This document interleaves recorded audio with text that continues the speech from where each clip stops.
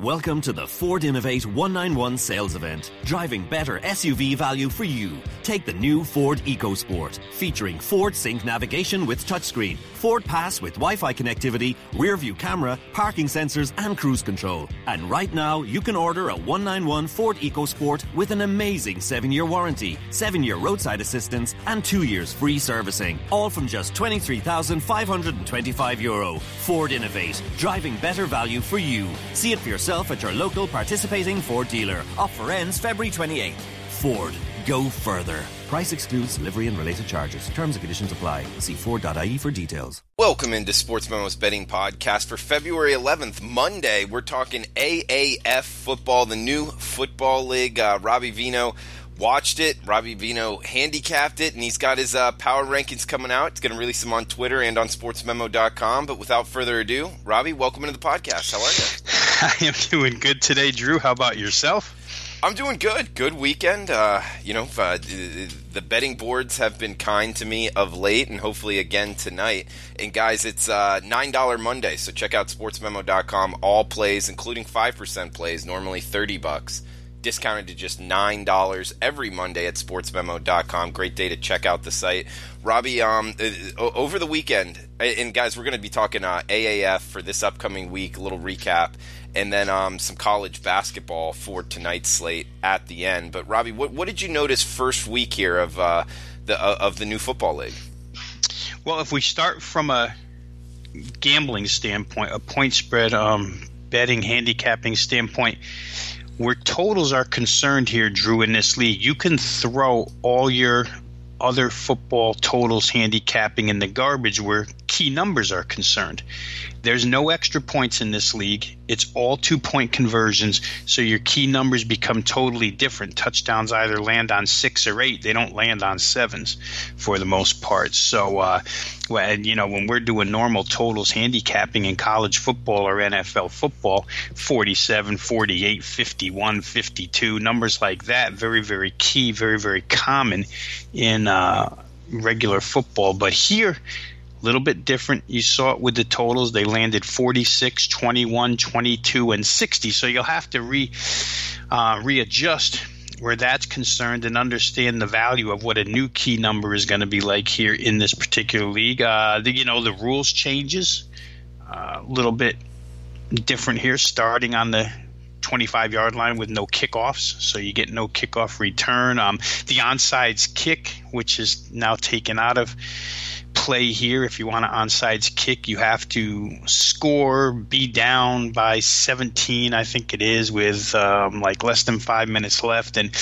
you can attempt a 4th and 12 from your own 28-yard line. If you convert, you keep the ball. That's their version of an onside kick. So a lot of things. The play clock is different here, Drew, shorter, 10 seconds shorter to get a playoff. So things move along much quicker in this league than they do in the NFL. A couple, like I say, a lot of stuff. And just generally the play, I thought the play was pretty good. A lot of names that football junkies like myself recognize, a lot of coaches that we recognize. So for me, I think it can only get better. And ratings-wise, I saw where Saturday night the AAF on CBS outdrew the NBA Saturday Showcase, Oklahoma City and Houston on ABC. So the AAF, one feather in their cap, already outdrawing a big NBA basketball game. Yeah, I saw that as well. I think Clay Travis tweeted that out, and just how much Americans love football.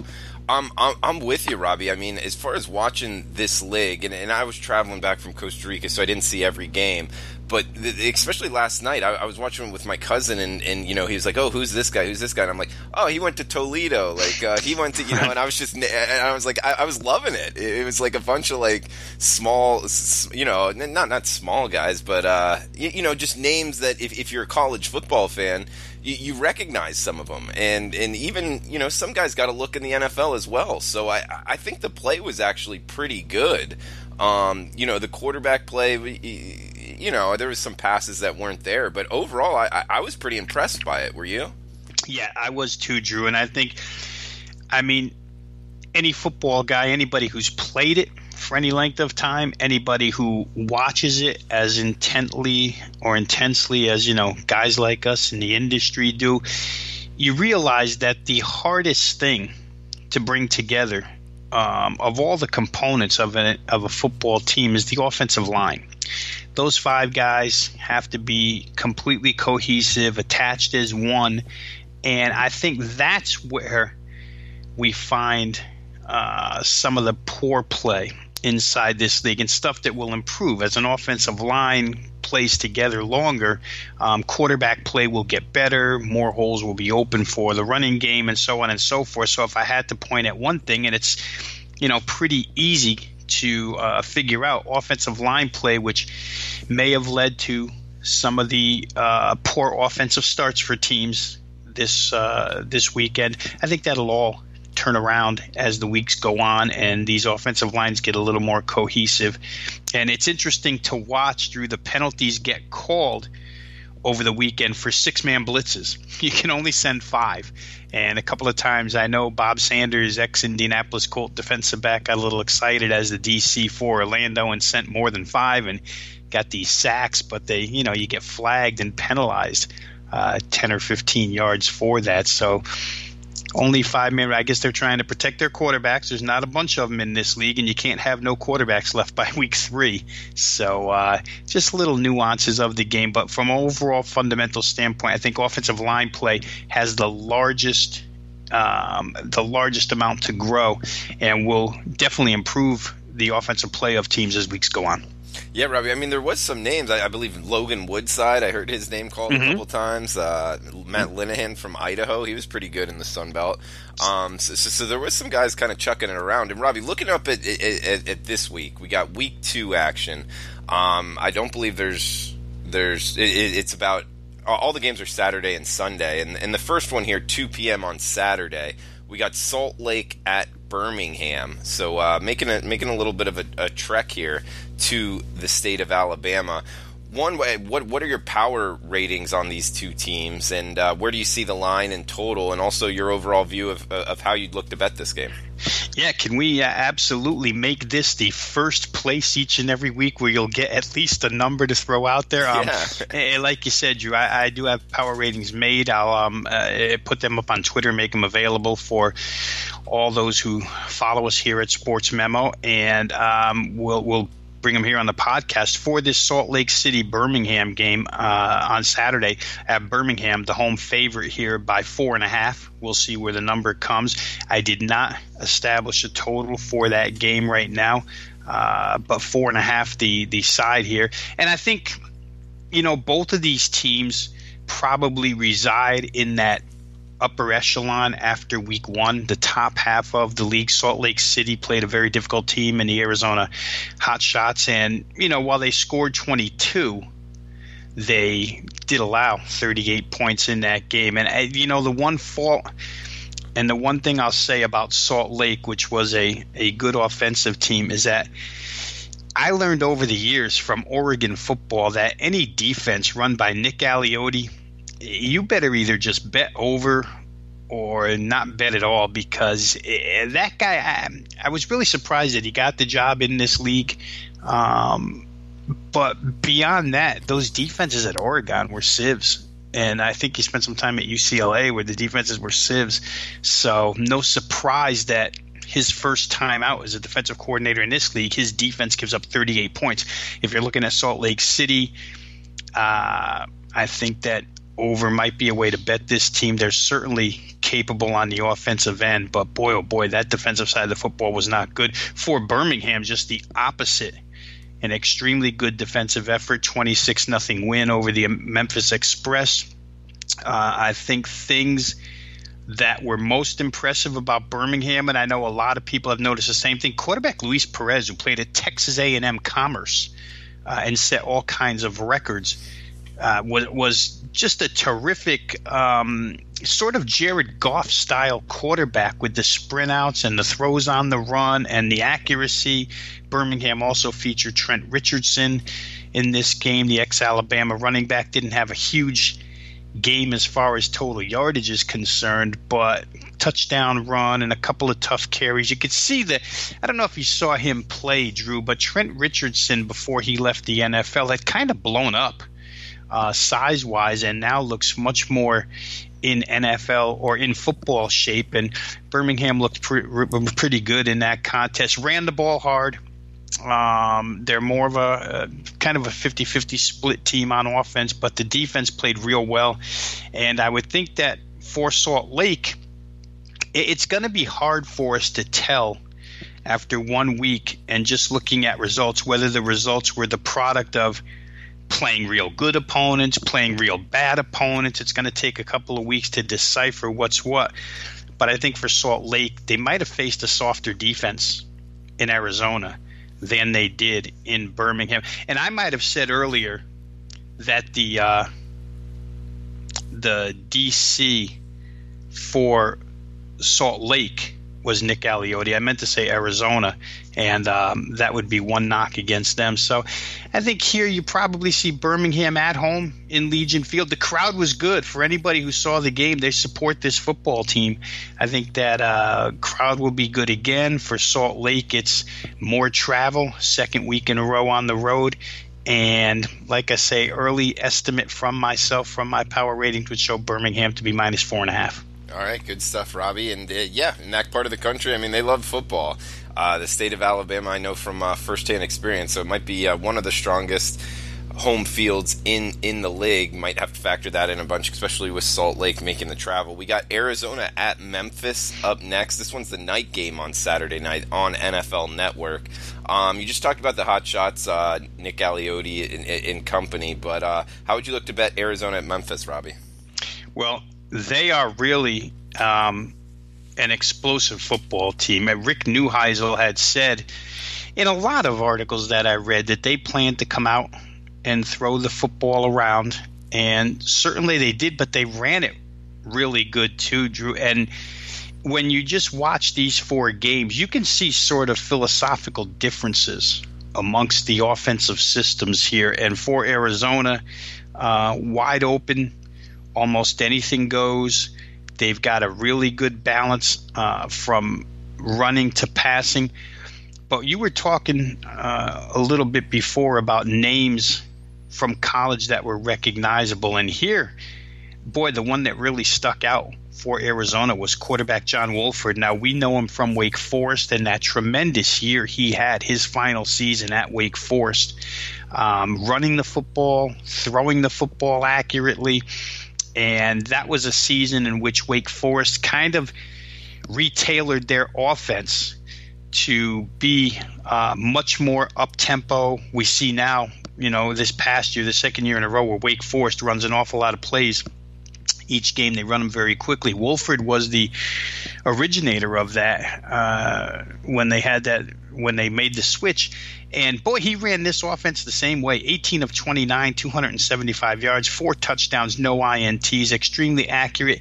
And the commentators on the game, and unlike us, who know an awful lot about the college football personnel, I think some of the announcing teams here weren't quite as familiar with college football personnel because they acted very surprised that Trevor Knight, of course, an Oklahoma quarterback, wasn't the starter here, and John Wolford, a guy that I don't think any of them knew went to Wake Forest, was the starting quarterback, but he proved to be very, very good here. I'll rattle out a couple of more names here that I know you'll recognize. Jarrell Presley, running back for New Mexico, and Bob Davie a couple of years back. Very good game. Larry Rose III, New Mexico State star for a few years. Another running back on that squad. They ran the ball combined. They had, if you count Wolford in the rushing mix, they ran for 159 yards in that game. So they make it difficult on any defense because you just don't know with the RPOs that Wolford can run here. You don't know where they're coming from, run or pass, and that puts Salt Lake on their heels for sure. Matt Linehan, you mentioned for Salt Lake, he came in as the backup quarterback here. Josh Woodrum, the starter, got hurt, and they too ran a couple of NFL running backs out there on this side, Brandon Oliver and Matt Asiata. Matt Asiata, we remember from the Vikings. Brandon Oliver, we remember from the Chargers. Both really good backs. So Arizona, I think offensively, Drew, to sum them up real quick, they are one of the elites. I'd make them and Orlando the elite offenses after the first 2 weeks. No surprise there because they put up the most points. I'm not so sure about them defensively just because, as I said, it looked like a Nick Galeotti defense. It just was full of holes, and Salt Lake City poked at those holes and did pretty good to get their 22 points as well. In this next week's contest, they go to Memphis. I make them a 6-point favorite. That might come out low. My number might be low from where this game opens just because Arizona was made the futures favorite to win this league, to win the championship by odds makers, and then they go out and are really impressive on Sunday night against Salt Lake. And Memphis, of course, gets shut out 26-0, and we know what you saw last matters to the betting public. So I make it 6. I would expect it to maybe come out a little bit higher and maybe the money to carry it a little bit higher. But I do think that there's room for improvement on this Memphis team led by Mike Singletary. The defense played real well. It finally cracked. There's only so much you can do on defense when your offense is constantly 3 and out. I think Christian Hackenberg and company for Memphis only had 77 passing yards in this game, and Hackenberg was a total disaster. So you have to be careful with Memphis because if he's going to remain the quarterback on that team, then I think they're going to continue to have some trouble moving the football. We'll see where they go from here. They had their moments. Mike Singletary wants to run the football. We know his style from the NFL. But in the end, he had to pull Hackenberg. Quarterback from Troy State, Brandon Silvers, came in. It was in mop-up time. It's hard to judge. But I thought overall, in watching it, Zach Stacy ran hard. Remember him from Vanderbilt, right, as we keep rattling off these college players. But they have issues throwing the football, and they have line with protection. So I think Memphis, even though Arizona's defense is a little bit leaky and Memphis may score points this week, I don't think they'll get shut out. It'll be real difficult for them to keep pace with Arizona from what I saw after the first week. Man, Robbie, yeah, you're naming all these great names. Larry Rose the Third, Zach Stacy. These guys, some of these guys, I'm surprised didn't make the NFL or at least get a shot. Did they? Do you know? Yeah, plenty of them did. In watching the all 4 broadcasts this weekend, they kind of go over where these guys had their cup of coffee in the NFL, why they didn't remain in the NFL, whether it be due to injury or personnel numbers game. But a lot of these broadcasts did a good job of reminding us where these guys were. They had their opportunity. They're trying to get back in. A guy like on Birmingham, Drew, they completed a real long pass play. And, of course, I can't identify names with numbers yet. But the pass reception was made by Quentin Patton, right? Quentin Patton was just on the 49ers last year, returning kicks and catching passes. So people like that. He had 4 receptions, by the way, for 107 yards. So there's legitimate players in this league.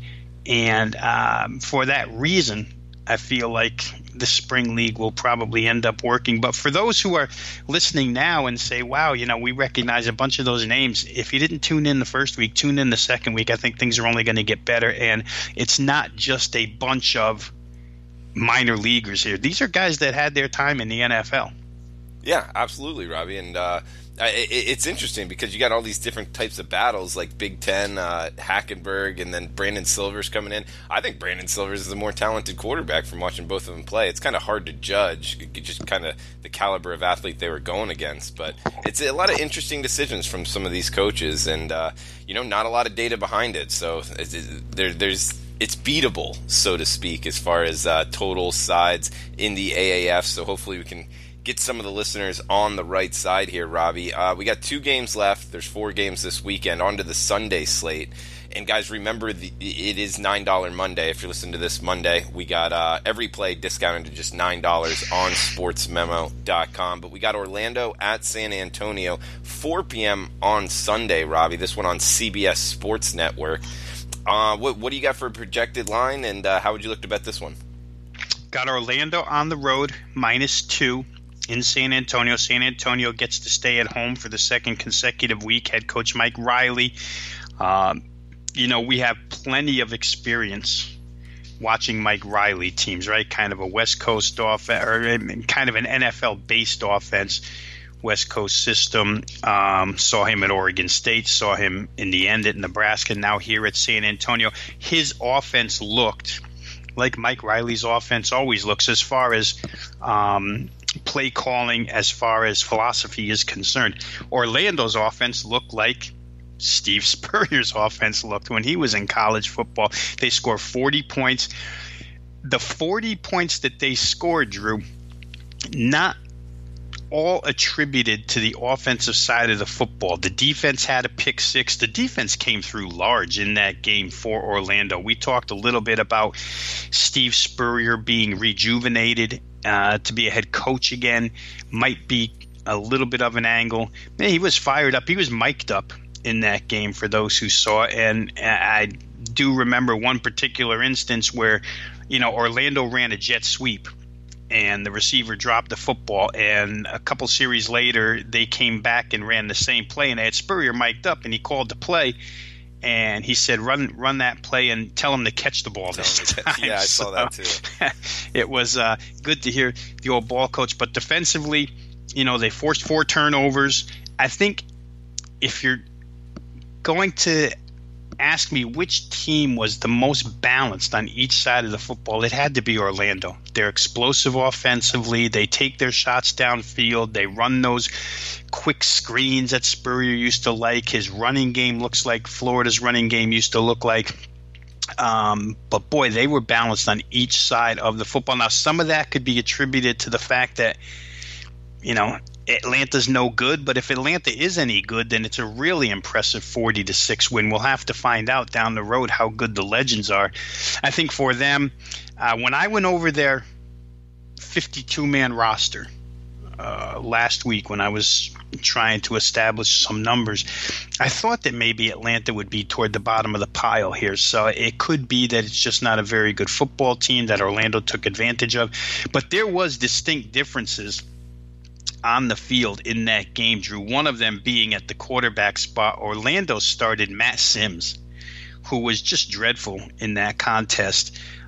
He was now, before I get too crazy with criticizing Sims, I will say for those who didn't watch, the Orlando defense gave him little to no time all game long. I think they had like 6 quarterback hits in that contest to go with 3 sacks. That there was pressure applied by Orlando, and they've got some of the better D-backs in the league. So I think while Matt Sims didn't play well, and I wouldn't start him, Aaron Murray is his backup from Georgia. It would only make sense that the Georgia kid quarterbacks the Atlanta team. He came in, again, in garbage time. It's hard to tell how he's going to do starting a game, and they had said that the quarterback battle between these two is extremely close. Maybe Murray will get his shot this week.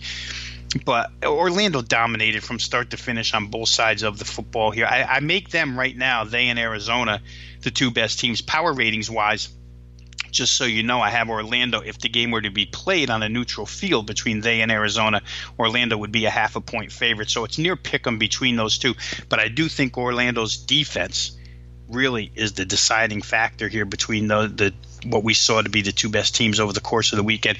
They're going to go to San Antonio, which played a real good game against San Diego, Drew, but they had trouble getting it in the end zone. I mean, they had chance after chance after chance, and still at the end of that game, only ahead 15-6. San Diego had a couple of opportunities on their last 2 drives to get back in it, mainly because you're forced to go for 2 if you do score a touchdown, and then you can get, like I said, the onside kick being now a play run from scrimmage. So it was possible for San Diego, whose defense really played well in holding San Antonio out of the offense.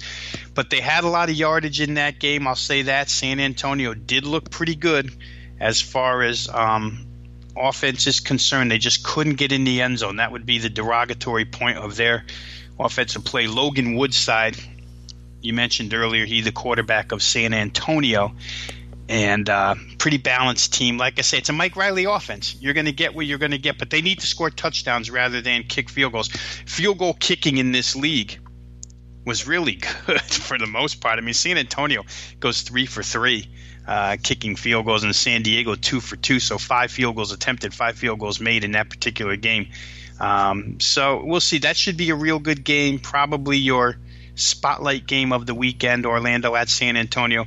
Like I said, I'd make Orlando a 2-point favorite, and if the number were to come that way, I'd probably bet Orlando. I think from what I saw, they are the best team all around in this league. Robbie, last game up, Atlanta at San Diego, Sunday night, 8 p.m. on NFL Network. How do you look to bet Atlanta-San Diego here, man? I'll tell you what, I liked what San Diego showed, and I feel bad somewhat for Mike Martz. You know, they had a scrimmage. Their one scrimmage was against Orlando, and I remember reading the recap of that scrimmage, the article that was written in a Florida newspaper, and San Diego got to the Orlando quarterback consistently in that game. However, Orlando got to their quarterback consistently in that game, and when given time, I remember Spurrier's quote was, "I'm going to have to take some plays from Coach Martz because they ran some stuff that just shredded us when they were able to protect their quarterback." And the same thing happened here in this game. They were unable to protect their quarterback against San Antonio. They allowed 6 sacks for a negative 48 yards. But when they could throw the football, they threw for 244. So San Diego really, to me, they're probably the team right now listed in the bottom echelon, but I think they have the most room to improve. And by the end of the season, knowing Mike Martz's offensive capabilities to call a game, to put plays in that are successful, if they can shore up that offensive line at all, they're going to be a very dangerous team. In this contest, I make them at home in their first home game, 6.5-point favorite over Atlanta, which, as we just discussed, was a complete disaster. You know, Michael Vick was the offensive coordinator for Atlanta for the entire – I mean, he was hired. He went through the entire preseason, installed their offense, and then Friday had to leave the team. He's no longer the offensive coordinator. I think – I'm trying to remember this off the top of my head, Drew, but I think the conflict is that he's an analyst or going to be an analyst for Fox, and therefore Fox pretty much said you can't coach in the league. It's kind of strange to me that they would wait till 2 days before the game or 1 day before the game to kind of realize that Michael Vick can't be your offensive coordinator, but that's the way it went down. I think play calling was kind of mixed-matched in that game for Atlanta, so they've got some things to work out here on the offensive side. I make San Diego 6.5-point favorite. I think all things considered, they are a touchdown better than Atlanta. I'm going to look to that game here because I don't think the number will come 6.5. I think we'll get a little value with San Diego in that game. Don't know that Atlanta has the pass rush capability, the same pass rush capability as San Antonio had. So maybe San Diego can keep the quarterback upright a little bit. Quarterback here, Nick Bercovici. We remember him as a backup at Arizona State and then a subsequent starter at Arizona State, but he got yanked. He threw a couple of interceptions, Drew, down near the goal line that were really backbreakers for San Diego. And they replaced him with Philip Nelson. I know you'll remember Philip Nelson. He played for Jerry Kill at Minnesota. Didn't like it much. Went to East Carolina where they ran a wide-open offense and really excelled. And he looked good in that game. Led the last couple of drives for the San Diego Fleet. So we'll see where their quarterback situation heads. But if it were me, I would choose Nelson. If it were me, I would probably be on San Diego as soon as I see a number on that game. Good stuff, Robbie. Yeah, Bercovici from Arizona State. We all remember him. And, guys, Robbie, are you going to put out any plays in the AAF for Week 2 or a free play, anything like that?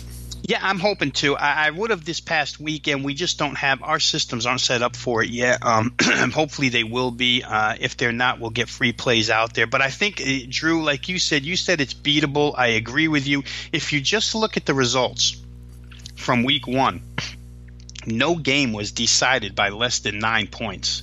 So they were all pretty big margins. Point spread didn't matter. I did notice that as far as – Yeah. Yeah. And I think reason being, odds makers just don't know where to throw the game, so you throw them around that 4 or 5 range and see where money will carry it. Here we might get a couple of bigger point spreads, but still I think that the range is there for us to take advantage of. And totals are a work in progress. You really have to. I've tried to establish a new chart here with what will be key numbers in this league as far as totals are concerned and what won't be key numbers. But it's real difficult. You have to almost chart at this point, which I've started to. You want to chart 2-point conversions, successful and unsuccessful for these teams. And that could be a big part. It's really, numbers-wise, for guys like us that are trying to beat numbers, it takes a little brain work here, and it's a little bit different. And I like that. I like something with a new approach that we have to kind of look at a little differently and find our different ways to beat it. But I think, as you mentioned a couple of times, it's beatable. That's for sure. All right, Robbie. Well, went a little bit over on AAF, but we got a little bit of time for college basketball tonight's slate. I know you had something on Kansas. Also, we got a big game, Virginia, UNC, Oklahoma, Baylor. You want to throw out any quick hitters on tonight's college basketball card, Robbie? Yeah, and for guys betting the games, really the whole thing with Baylor, Oklahoma is injury-wise. Now, I'm going to make the assumption real quick here that perhaps Mekhi Mason is going to play in this contest. Remember, Baylor was without both their starting guards on Saturday. Both starting guards, game-time decision is supposedly, no matter what you read. But Baylor has increased from a 4-point favorite to a 4.5-point favorite. The total's gone up from 38 to 39. So it looks like, just off of numbers, without being able to verify stuff while we've been on the podcast here, Drew, it looks like maybe Baylor's got healthy guards back. For Kansas, of course, LaGerald Vick takes a leave of absence from the team. Their leading scorer on Saturday didn't matter. They covered the closer against Oklahoma State, won by 12. But here they play TCU tonight. This Big 12 is such a crazy league right now. Anybody could beat anybody on any given night. TCU comes up with over 90 against Iowa State on Saturday in a big win after having scoring trouble. So key injuries or key absences for those two games. The other game, Virginia, North Carolina, of course, everybody knows Virginia, trying to bounce back off of Saturday's loss to Duke. So only three Power 5 games, Drew, but 3 really, really good ones. Money's come in on Virginia, North Carolina under the number. As I mentioned, Baylor, Oklahoma over the number, and TCU, Kansas attracting a little bit of over money right now.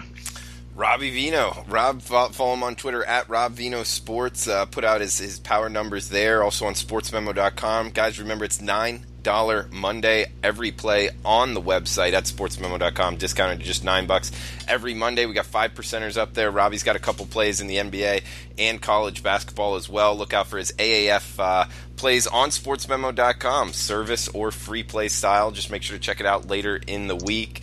We'll be back tomorrow with another sports betting podcast. Thanks for tuning in. Best of luck with your bets. Your mum thinks you're great. Oh, well done, love. Your dog thinks you're great. And if your credit record is excellent, we think you're great too. Avantcard is now offering Ireland's lowest rate on loans over €20,000. If your credit score is great, improve your home, upgrade your car, have that dream wedding. The choice is yours. For more info, go to avantcard.ie. Limited time offer. Lending criteria, terms and conditions apply. New applications only. Information correct as of February 1st, 2019. See bonkers.ie. Avantcard DAC trading as Avantcard is regulated by the Central Bank of Ireland.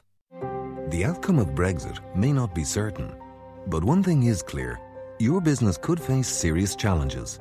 Enterprise Ireland's wide range of supports will help you plan, innovate, compete and diversify. Speak to your Enterprise Ireland Development Advisor or visit prepareforbrexit.ie, an initiative of the Government of Ireland.